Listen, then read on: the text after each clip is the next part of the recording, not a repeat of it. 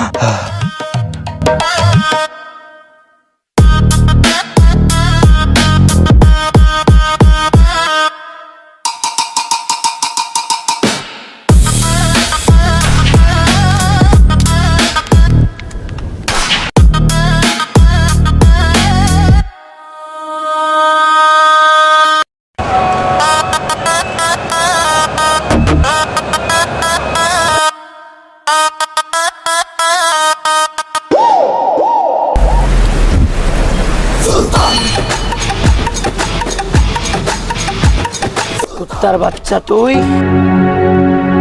আল্লাহু আকবার, আল্লাহু আকবার। সংক্ষিপ্ত জীবনে কত নানা গল্প থাকে। কিছু গল্প থাকে প্রকাশ্যে, আর কিছু গল্প থাকে নীরবে। শূন্য পকেটে বাস্তবতার গল্পগুলো খুবই কঠিন হয়। এই শহরের মানুষগুলো জানি কেমন, সবাই প্রয়োজনে প্রিয়জন হয়।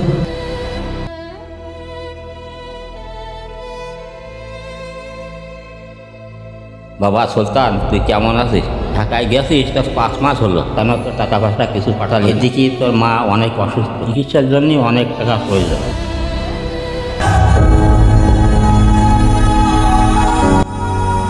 ভাই ভাই ভাই, স্যার কি ভিতরে আছে? স্যার অনেক ব্যস্ত স্যারের সাথে একবার দেখা করা আমার খুবই প্রয়োজন ভাই। প্লিজ ভাই, আমার কথাটা একবার বোঝার চেষ্টা করেন।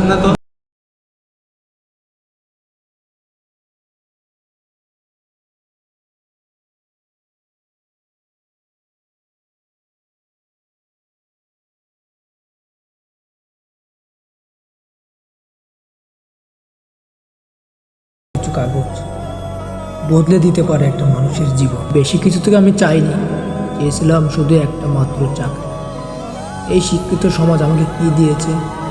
হাজার হাজার গুন্ডা পৃষ্ঠার লেখাপড়া শেষ করে একটা চাকরি পেলাম না, দাঁড়ে দাঁড়ে করে। কোথা থেকে কি পেলাম এই সমাজের থেকে আমি? খুলনা বিএল কলেজ থেকে লেখাপড়া শেষ করছি স্যার। মাসিক স্যালারি কত চাই? স্যার আপনি মাসিক স্যালারি যা দেবেন স্যার তাতে আনাপ স্যার। আমার বাবা খুবই অসুস্থ, মাও হার্টের রোগী স্যার। প্রতিদিন স্যার আমার 2 থেকে 300 টাকা ওষুধ কেনা লাগে। আমি ছেলে হিসেবে স্যার ব্যর্থ আজ পর্যন্ত। তাদের মুখে আমি কিছু ভালো খেতে দিতে পারিনি, ভালো ভোজন করতে পারিনি। আমি ছেলে হিসেবে স্যার খুবই ব্যর্থ স্যার। মাসিক বেতন স্যালারি স্যার আপনি যা দেবেন তাতে আলহামদুলিল্লাহ এনাফ। আমি ওতে স্যার কোনো আপত্তি করব না, আপনি যা দেবেন স্যার আমি তাতে খুশি স্যার। আচ্ছা সবই তো বুঝলাম তোমার কথা শুনে, কিন্তু 8 লাখের নিচে আর আমরা চাকরিটা দিতে পারবো না। স্যার আমি তো 8 লাখ টাকা কোনোভাবে দিতে পারবো না স্যার। আমার বাবা হাসপাতালে অসুস্থ, মা এখনও হাসপাতালে। বাবা দেখাশোনা করতে স্যার প্রতিদিন আমার দিন 300 থেকে 400 টাকা লাগে স্যার। আমি ছেলে হিসেবে ব্যর্থ, আমি সেই 200-300 টাকা স্যার আমি জোগাড় করতে পারি না স্যার।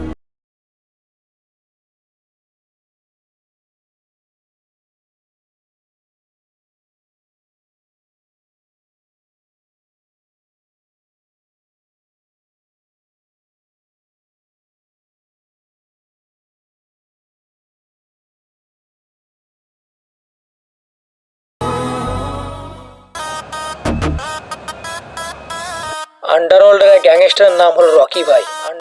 খুন গুম চাঁদাবাজি তার মামুলি ব্যাপার। প্রশাসন তার কথায় উঠে বসে। রকি ভাইয়ের কারণে সুলতানের বদলে যায় জীবন। বলুন রকি ভাই সম্পর্কে কিছু জেনে আসি।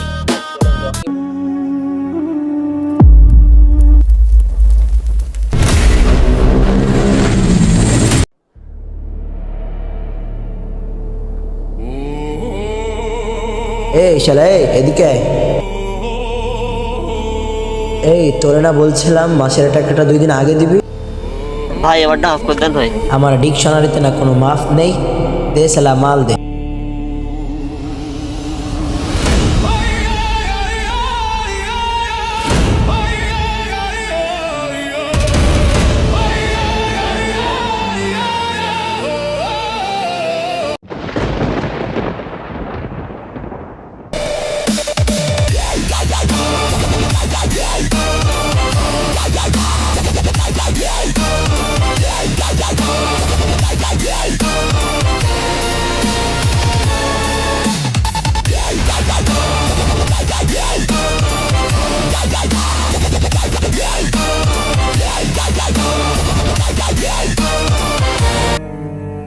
এই শহরে একটি শিক্ষিত ছেলে যখন চাকরি না পেয়ে সমাজে লাঞ্ছিত, বঞ্চিত আর অবহেলিত হতে থাকে, তখন তার একটি দুয়ারই খোলা থাকে।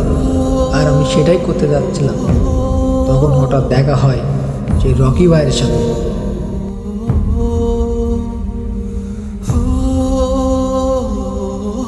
এই বেটা, এই শোন, কি সমস্যা তোর? আমাকে ছেড়ে দেন, আমি আর বাঁচতে চাই না ভাই। এই কেন বাঁচতে চাস না তুই? ভাই আমি কেন বাজু বলেন, আমি ছেলে হিসেবে ব্যর্থ। এর জীবন রাখাচ্ছে না রাখাই ভালো। 17 বছর লেখাপড়া করে আমি কি পেলাম? আমি পেলাম শুধু কিছু কাগজের সার্টিফিকেট। এই জীবন রাখাচ্ছে আমার না রাখাই ভালো। এই বেটা, এই তোর এত মরার শখ? এই চাকরি করে তুই মাসে কত কামাবি? আমি তার 3 গুণ দেব, চল আমার সাথে। তারপরে ঘুরে যায় আমার জীবন, শুরু হয় এক নতুন ইতিহাস।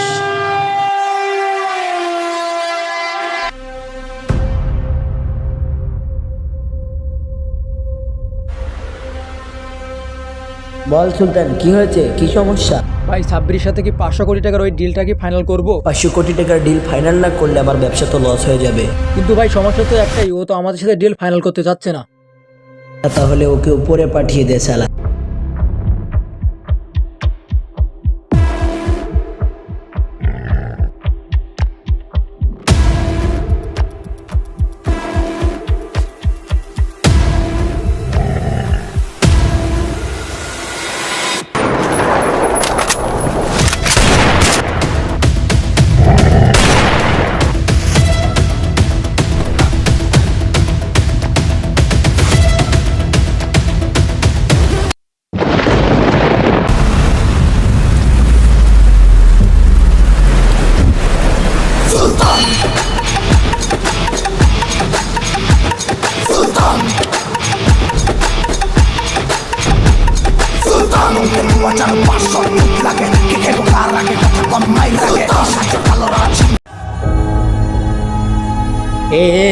রকি, তোরে তো আমি আগের থেকেই বলছি যে এসব কাজগুলো আমি বাদ দিয়েছি, তারপরে কেন ফোন দিচ্ছিস?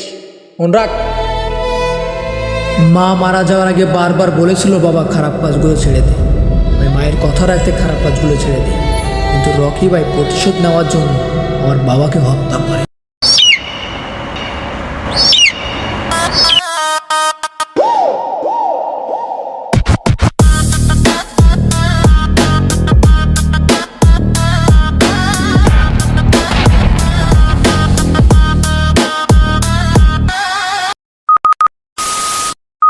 তুই কি ভুলে গেছিস কে শিষ্য আর কে গুরু?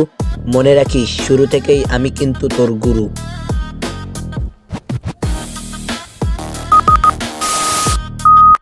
তুই গুরু হতে পারিস, কিন্তু ভুলে যাস না সিংহ কিন্তু জঙ্গলের রাজা, বাঘ না।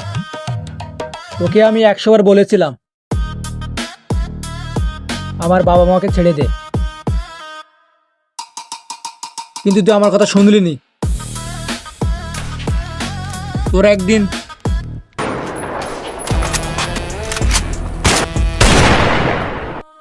আর আমার একদিন। প্রতি নিঃশ্বাসে নাম তোমার।